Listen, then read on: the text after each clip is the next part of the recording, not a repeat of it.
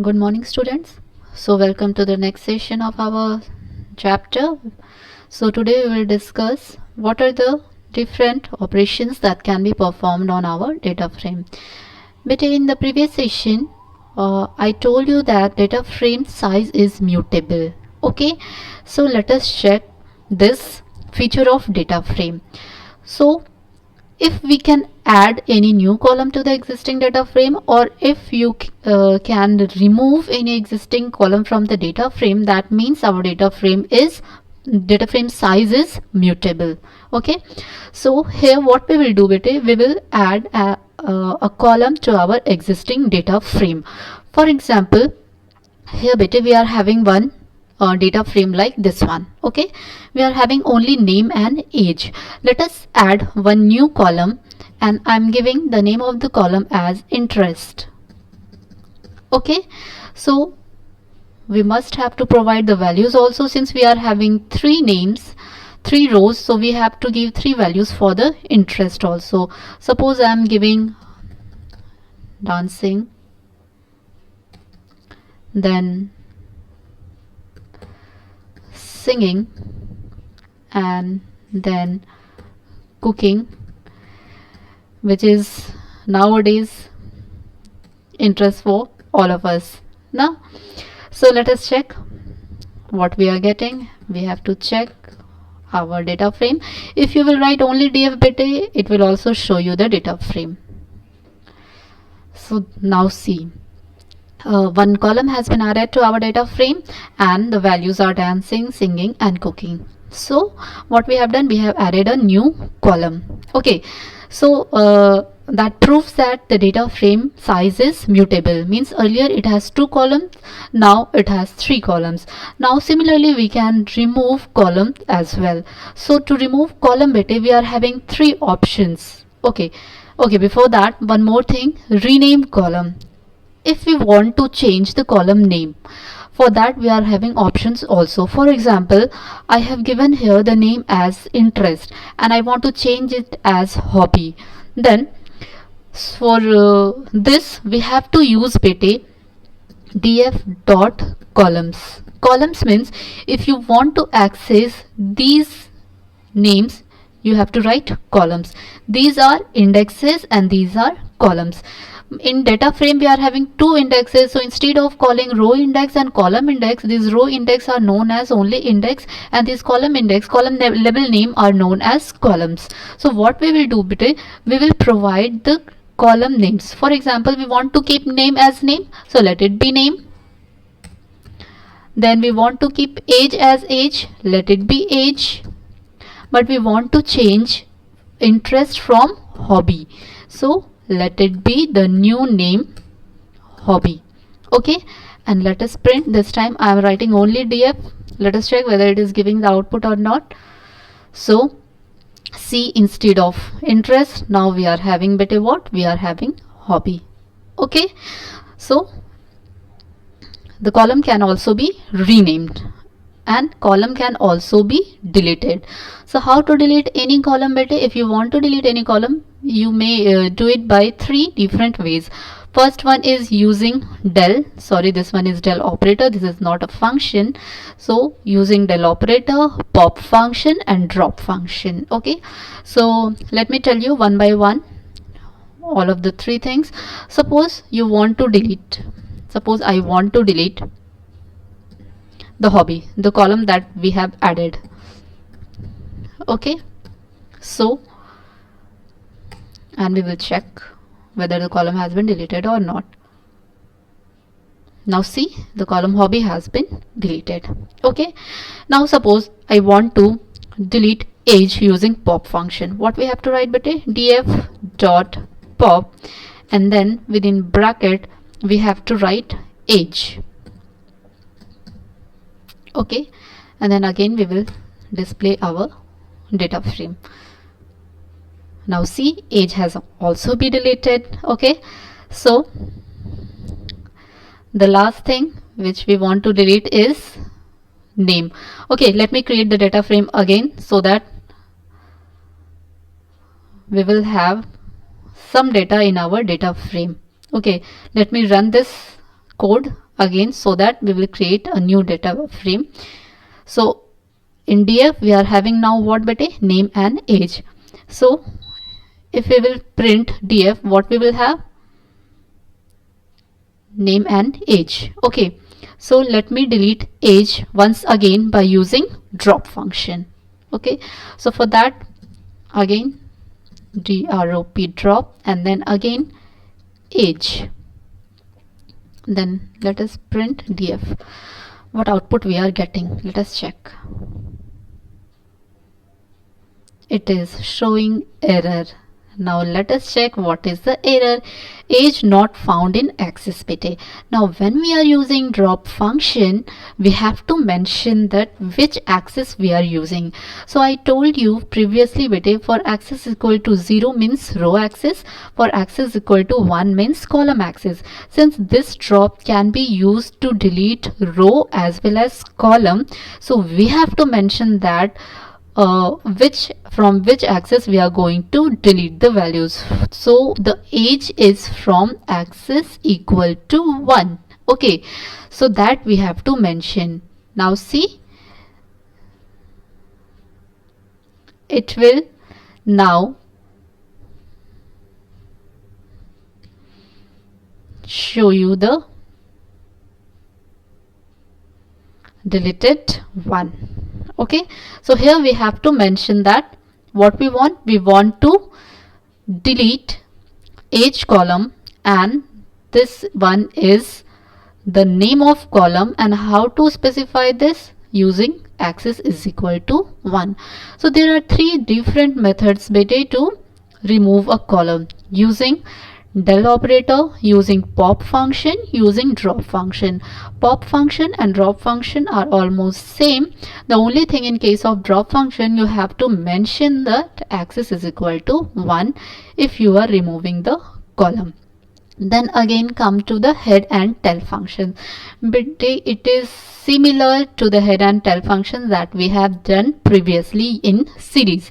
So what it does bete, what head function does, it returns the first 5 rows of a data frame, and tail function, it returns the last 5 rows of the data frame.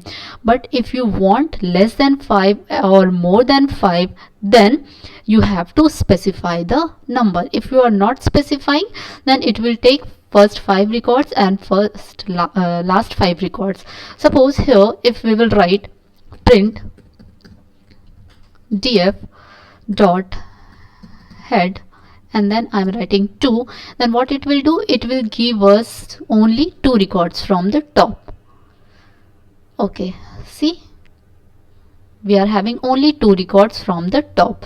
If we will have tail, then we will have last 2 records. Okay, so these were all about head and tail function. Then accessing the data through ILOC and LOC. Again, that part is coming here also bete. So let us revise the previous one. When we are not using the index attribute, okay, here we have not used index attribute bete to create our data frame. You see, we have not used the index attribute. So if we are not using the index attribute to create our data frame, then whatever ILOC or LOC you are using, both will refer to which one bete? This numeric index. So for here, the numeric index is 0, 1, 2. Similarly, for columns also, numeric index are also 0, 1, 2. Okay, so let me give you one example. For example, let me copy this code bete so that we need not to scroll it again and again. Let me create our data frame here again. Okay, now see what we want to do bete. We want to access it using LOC and ILOC. So first we will use ILOC. Since we have not used any index attribute, we will use ILOC. So what we will do bete, we will take df dot ILOC. Okay, and then what we have to write bete, ILOC, in case of ILOC we have to write that we have to provide the subscripts. Okay, So if I am writing here only 0, okay, so this first 0 will be for row index, and the second value which I will give will be for column index. Suppose I am giving 1, okay, and let us see what will be the output here. Sorry, what we are getting? Unhashable list, df dot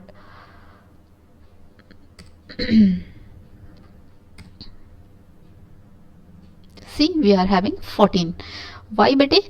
Since ILOC, this one is what? Row index. So row index is this first one, but which column we want? We want column 1. So this is 0, this is 1, so we are getting only 14.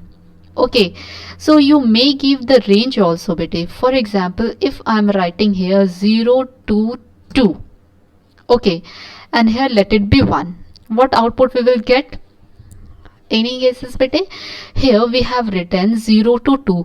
0 to 2 means bete, I told you that in case of ILOC the last value remains excluded, so it will give us how many rows? It will give you the row 0 and 1. But which column we want bete? We want only column first, so it will give us 14 and 15. Let us check. It will give 14 and 15. Okay, so if you want to give the range, you have to use this colon symbol. What bete if I will write here only colon and here only colon? Then, so if we have not mentioned any starting value and ending value for row as well as for column, then all the rows and all the columns will be our output. Let us check. Yes, all the rows and all the columns are in our output. But next one is LOC. It means we want to use our label. Okay, the index label which is provided by using index attribute. So for that, let us have the index attribute. Okay, and let us have the short name, then J, and then T. Okay, and then execute it. So what will happen bete? This 0 1 2 will be replaced by RJ and T. Let us see. So 0 1 2 has been replaced by RJ and T. If you will execute this one, what will happen? If we will replace, again we will have all the rows and all the columns, but in the previous case what we have written 0 to 2 here. Now, so what do you think? What will be the result? It will give us error because here no row index is like 0 1 2. Already we have renamed it as RJT. So got the difference bete? If we have used the index attribute, then LOC can use only those index name. Okay, if we have not used the index attribute, then by default the numerical index values will be used, the integer locations will be used. So here what you have to write bete, you have to write like here we can write from R, and if you want to up to suppose J. Okay, and let it be the whole column. So let us check. Here in case of LOC, the last value is included, not excluded. So what will be the result bete? Result will be Ria 14, Jia 15. Okay, sorry, where we are wrong bete? Let us check. Cannot slice indexing on.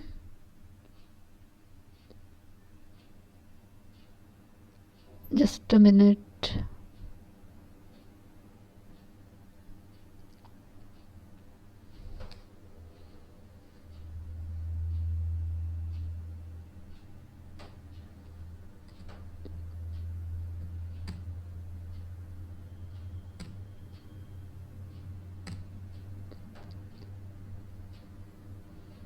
So what we are having bete? Just let me check this one. Okay,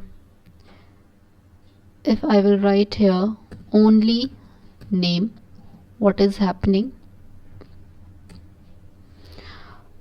What we will have? We will have all the rows, but which column? Name column. Let us see what we are getting. All the rows, but we are having only name columns. Okay, so we have already discussed ILOC and LOC. Okay, so what if we want to use bete only R? Then let us check what we are getting. We are getting only RIA because for the row index R, okay, and for the name index we are having which value? We are having only RIA. If we will change it as J and we will change it as age, what we will have? We will have bete 15. Okay, got it? So these are the things that we have discussed today. So let us summarize it quickly bete. What we have discussed?